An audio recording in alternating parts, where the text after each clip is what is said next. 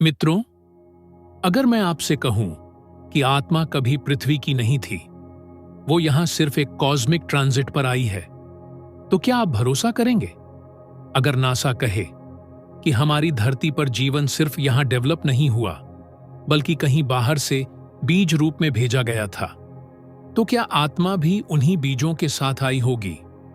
और अब शौक सुनिए। नासा, हार्वर्ड और कैम्ब्रिज के कुछ वैज्ञानिकों ने हाल ही में एक ऐसा सवाल उठाया जो पहले सिर्फ कल्पना था।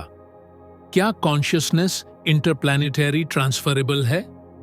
कैम्ब्रिज के प्रोफेसर निक लेन, नासा के एक्सोबायोलॉजिस्ट पॉल डेविस और स्टैनफोर्ड के डॉक्टर एंड्रे लिंडे जैसे थिंकर्स ने इस दिशा में संकेत दिए हैं।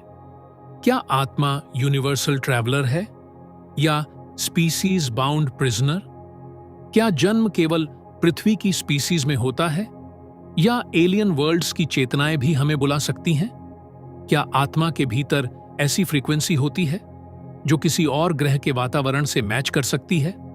MIT और नासा की लैब में बैठे कुछ वैज्ञानिक जब टेलीस्कोप की जगह फ्रीक्वेंसी एनालाइजर उठाते हैं, तो उनका सवाल सिर्फ एलियन लाइफ नहीं होता, बल्कि एलियन सोल होता है। और अगर हां, तो क्या आत्मा वहां जन्म ले सकती है?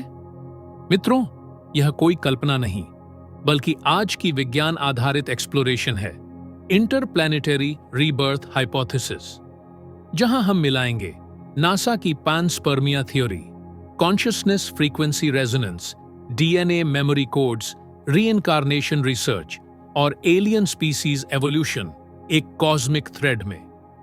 अगर आत्मा ट्रूली यूनिवर्सल है, तो क्या पृथ्वी उसका अंतिम पड़ाव है? या फिर क्या कोई ऐसी एलियन स्पीसीज है जिसकी चेतना हमारे DNA से रेजोनेट करती है और वही अट्रैक्ट करती है कुछ आत्माओं को?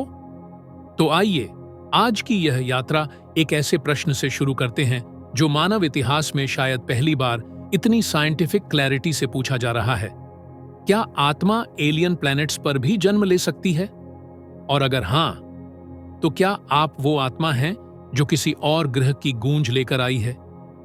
मित्रों, अगर मैं आपसे कहूं कि जीवन की शुरुआत पृथ्वी पर नहीं हुई, बल्कि कहीं कॉस्मिक वैक्यूम में किसी धूल भरे ग्रह से उड़ती माइक्रोस्कोपिक जान लेकर यहां पहुंचाया गया, तो आप क्या कहेंगे? नासा के एक्सोबायोलॉजी प्रोग्राम में यह विचार अब फ्रिंज नहीं, बल्कि एक एक्सेप्टेड रिसर्च डायरेक्शन बन चुका है। थ्योरी का नाम है पैनस्पर्मिया, यानी जीवन के बीज अंतरिक्ष से किसी ग्रह पर गिरते हैं और वहां अनुकूल वातावरण मिलने पर जन्म लेते हैं। नासा ने अपने स्टारडस्ट, जेनेसिस और परसिवियरेंस जैसे मिशंस में स्पेस डस्ट, कॉमेट फ्रैगमेंट्स और एलियन मॉलिक्यूल्स कलेक्ट किए हैं, जिनमें ऐसे अमीनो एसिड्स मिले जो अर्थबॉर्न नहीं हैं। यानी हमारे DNA की फंडामेंटल ब्रिक्स आउटर स्पेस से आई हो सकती हैं। अब सवाल यह है, अगर शरीर के मॉलिक्यूल्स बाहर से आए हैं, तो क्या आत्मा भी उनके साथ आई होगी? क्या आत्मा कोई बायोलॉजिकल कॉन्शियसनेस सिग्नल है जो उन पार्टिकल्स के साथ जुड़ा हुआ है? नासा के chief scientist doctor James green ने कहा था, वे लाइफ के फिंगरप्रिंट्स खोज रहे हैं, न सिर्फ मंगल पर, बल्कि उससे भी आगे। लेकिन सवाल यह है, क्या हम सिर्फ लाइफ के फिंगरप्रिंट्स खोज रहे हैं या किसी एलियन आत्मा के फुटप्रिंट्स भी छूट गए हैं हमारे भीतर? अगर पैनस्पर्मिया थ्योरी सही है और जीवन बाहर से आया है, तो क्या हम एलियन स्पीसीज के बायोलॉजिकल कजिन्स हैं? अगर हां, तो क्या हम उन्हीं के किसी एंशिएंट एक्सपेरिमेंट का बायोलॉजिकल एक्सटेंशन है? या क्या आत्मा को पृथ्वी पर भेजना एक कॉस्मिक ट्रायल था? और क्या आत्मा भी उसी वाइब्रेशन की एको है जो कभी किसी और ग्रह की चेतना से जुड़ी थी? अब जरा सोचिए, अगर जीवन आउटर ओरिजिन से आया, तो आत्मा क्या सिर्फ पृथ्वी के लिए बनी है? या फिर क्या कुछ आत्माएं ऐसी हैं जिनका फ्रीक्वेंसी सिग्नेचर पृथ्वी की स्पीसीज से मैच ही नहीं करता? वो बेचैन होती हैं, अलग महसूस करती हैं, क्योंकि उनकी ओरिजिनल कॉलिंग कहीं और से है। कभी कभी कुछ आत्माएं इस पृथ्वी पर जन्म लेने के बाद भी हर दिशा में बिलोंगिंगनेस ढूंढती रहती है, जैसे कोई इनविजिबल होमलैंड उन्हें पुकार रही हो। क्या ये एलियन ग्रह की स्पिरिचुअल मेमोरी है या एक पुराने जीवन का ग्रेविटेशनल पुल? मित्रों, क्या ऐसी आत्माएं एलियन प्लैनेट्स की ओर खींचती हैं? और अगर हां, तो क्या पृथ्वी पर हम एलियन सोल्स का रीबर्थ देख रहे हैं? अब अगला सवाल, क्या आत्मा के भीतर ऐसी कोई फ्रीक्वेंसी होती है जो किसी एलियन स्पीसीज की चेतना से सिंक कर सके? और अगर हां, तो वो सिग्नल कैसे काम करता है? मित्रों, अगर आत्मा कोई तरल नहीं बल्कि एक फ्रीक्वेंसी है, तो क्या उसका रेजोनेंस किसी और ग्रह की चेतना से भी जुड़ सकता है? यानी क्या आत्मा का कंपन, वाइब्रेशन स्पीसीज बाउंड नहीं, यूनिवर्स वाइड होता है? अब सोचिए, हर स्पीसीज, चाहे पृथ्वी की हो या किसी एलियन ग्रह की, एक स्पेसिफिक इलेक्ट्रोमैग्नेटिक और बायोन्यूरल फ्रीक्वेंसी पर काम करती है। पृथ्वी पर human brain waves operate between delta to gamma range, 0.5 hertz से लेकर 100 हर्ट्ज तक। पर नासा के कुछ एक्सो एस्ट्रोफिजिक्स स्टडीज में पाया गया कि दूसरे ग्रहों की मैग्नेटिक रेजोनेंस ह्यूमन रेजोनेंस से बिल्कुल अलग हो सकती है। और इसका अर्थ यह है, वहां की चेतना, अगर है, एक अलग वेव बैंड में वाइब्रेट करती होगी। तो क्या वहां की आत्मा भी हमारी आत्मा से इतनी अलग वाइब्रेट करती एक है कि अगर वो यहां आए तो उसे अपना घर ही पराया लगे? क्या वो आत्मा इस पृथ्वी पर सिर्फ सिग्नल मिसमैच के दर्द से गुजर रही है? अब जरा क्वांटम बायोलॉजी को जोड़ते हैं। डॉक्टर लूका टूरिन की रिसर्च बताती है कि हमारे सेल्स में कम्युनिकेशन सिर्फ केमिकल नहीं, वाइब्रेशनल सिग्नल से भी होता है। तो सवाल है, क्या कॉन्शियसनेस सिर्फ ब्रेन की नहीं बल्कि वेव सिंक्रोनाइजेशन की प्रक्रिया है? और अगर ऐसा है, तो क्या आत्मा एक फ्रीक्वेंसी कोड है जो उसी जगह अट्रैक्ट होती है जहां वही रेजोनेंस गूंजता है? अब सोचिए, अगर आत्मा की फ्रीक्वेंसी एलियन स्पीसीज की फ्रीक्वेंसी रेंज से मैच करे, तो क्या आत्मा उस स्पीसीज में जन्म ले सकती है? जैसे रेडियो सिर्फ उसी स्टेशन से जुड़ता है जिसकी फ्रीक्वेंसी उसकी वेव से मेल खाती है, वैसे ही आत्मा भी उसी स्पीसीज में प्रवेश करती है जहां उसका कर्मिक रेजोनेंस उपलब्ध होता है। तो क्या कुछ आत्माएं पृथ्वी पर अनफिट महसूस करती हैं क्योंकि उनकी फ्रीक्वेंसी अर्थ स्पीशीज से मैच नहीं करती है? क्या उनका ओरिजिनल सिग्नल किसी दूसरी प्लैनेटरी कॉन्शियसनेस से जुड़ा है? मित्रों, क्या यह संभव है कि कुछ आत्माएं धरती की नहीं बल्कि किसी एलियन रेजोनेंस की एकोज हैं? और क्या उनकी यादें, उनका दुख, उनका कहीं और का होना असल में फ्रीक्वेंसी मिसमैच का कॉस्मिक रिजल्ट है? अब अगला सवाल यह है, अगर आत्मा एक फ्रीक्वेंसी है, तो क्या उसे लाइट के जरिए मेजर किया जा सकता है? क्या आत्मा एक बायोफोटोनिक सिग्नेचर छोड़ती है? और अगर हां, तो क्या एलियन आत्माओं की लाइट अलग होती है? और हम प्रवेश करेंगे उस अदृश्य प्रकाश में जहां आत्मा और स्पीसीज की बाउंड्री डिसॉल्व हो जाती है। मित्रों, अगर आत्मा कोई एब्स्ट्रैक्ट कॉन्सेप्ट नहीं बल्कि मेजरेबल लाइट है, तो क्या हम उसे देख सकते हैं?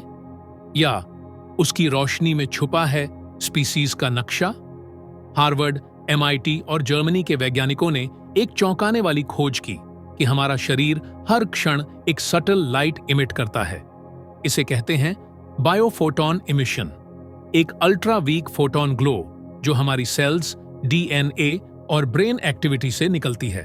और शौक यह है कि यह सब्टिल लाइट सिर्फ बॉडी से नहीं, शायद सोल से निकलती है, एक इनविजिबल टॉर्च की तरह जो हर स्पीशीज में एक अलग वेवलेंथ से चमकती है। लेकिन शौक यह नहीं है कि शरीर से लाइट निकलती है, शौक यह है कि यह लाइट रैंडम नहीं, हाईली ऑर्डर कोहेरेंट लाइट होती है। और कोहेरेंस का मतलब कॉन्शियसनेस से link. Doctor Fritz Albert pop की एक्सपेरिमेंट्स बताते हैं, हमारे सेल्स की ये लाइट सिर्फ बायोलॉजिकल एक्टिविटी नहीं बताती, बल्कि इमोशनल, मेंटल और पॉसिबली स्पिरिचुअल स्टेट्स को भी रिफ्लेक्ट करती है। अब सवाल यह है, क्या यही लाइट आत्मा की सिग्नेचर है? अगर हां, तो क्या एलियन आत्माएं एक ऐसे कलर में वाइब्रेट करती हैं जो पृथ्वी पर कभी देखा ही नहीं गया? क्या आत्मा प्योर लाइट फॉर्म है जो हर स्पीसीज में एक यूनिक ग्लो के साथ वाइब्रेट करती है? नासा और रशियन स्पेस लैब्स ने ये तक पाया है कि डीएनए वैक्यूम में भी लाइट पल्सेस भेजता है, जैसे वो खुद एक ट्रांसमीटर हो। तो क्या आत्मा एक लूमिनस फील्ड है जो स्पीसीज स्पेसिफिक बायोफोटोनिक रेजोनेंस में छुपी होती है? अब सोचिए, अगर एलियन स्पीसीज किसी और फोटोन फ्रीक्वेंसी पर वाइब्रेट करती हो, तो क्या उनकी आत्मा की लाइट हमारी आंखों से नहीं बल्कि दूसरे सेंसर से डिटेक्टेबल हो? क्या आत्मा का आकार नहीं, उसका प्रकाश वेवलेंथ है? क्या वो वेवलेंथ स्पीशीज से जुड़ी होती है? और एक और शॉक, कभी कभी मृत्यु से पहले या इंटेंस मेडिटेशन में कुछ लोग एक sudden flash of light report करते हैं, एक व्हाइट ग्लो जो शरीर छोड़ते वक्त दिखती है। क्या ये उस आत्मा की अंतिम चमक होती है? क्या वो फ्लैश आत्मा के निकलने की फोटोनिक फुटप्रिंट है? क्या वो अंतिम फ्लैश आत्मा का एग्जिट गेट होता है? और क्या एलियन आत्माएं किसी और फ्रीक्वेंसी पर निकलती हैं जिसे हमारी आंखें पकड़ ही नहीं पाती? अब कल्पना कीजिए, अगर एलियन प्लैनेट्स पर आत्मा का प्रकाश इंफ्रारेड, अल्ट्रावायलेट या किसी अननोन स्पेक्ट्रम में वाइब्रेट करता हो, तो क्या आत्मा स्पीसीज के अनुसार कलर भी बदलती है? और क्या यही कारण है कि आत्मा यूनिवर्सल होकर भी हर स्पीसीज में अलग तरह से प्रकट होती है? अब जब साइंस ये मानने लगा है कि आत्मा एक ऑर्डर्ड लाइट फील्ड हो सकती है, तो हमें पूछना होगा, क्या उपनिषद पहले से जान चुके थे कि आत्मा का कोई आकार नहीं, वो तो आकाश है? और हम उतरेंगे उस क्षेत्र में जहां एंशिएंट सीयर्स ने आत्मा को अणु से सूक्ष्म, आकाश से व्यापक कहा। और आज यही बात स्टैनफोर्ड के न्यूरोसाइंटिस्ट कार्ल प्रेब्राम ने कही, consciousness is not in the brain, it is a wave field. क्या ये वही वेव फील्ड है जिसे एंशिएंट योगीज ने आत्मा कहा था? तो मित्रों, अगर आत्मा कोई तरल नहीं बल्कि एक ऑर्डर्ड लाइट फील्ड है जो स्पीसीज के अनुसार अपना ग्लो और फ्रीक्वेंसी बदलती है, तो क्या यह संभव है कि वो आत्मा कभी पृथ्वी की थी ही नहीं? अब प्रश्न यह है, क्या ऐसी एलियन आत्माएं धरती पर पुनर्जन्म ले चुकी हैं? और अगर हां, तो क्या उनकी यादें अब भी हमारे भीतर कहीं गूंज रही हैं? इन सबसे चौंकाने वाले उत्तरों के लिए हम मिलेंगे अगली कड़ी में, जहां हम उतरेंगे alien soul memories, regression hypnosis और कॉन्शियसनेस की एवोल्यूशनरी यात्रा में। कमेंट में जरूर बताइए, क्या कभी आपको भी ऐसा लगा है कि आपकी आत्मा इस धरती की नहीं है?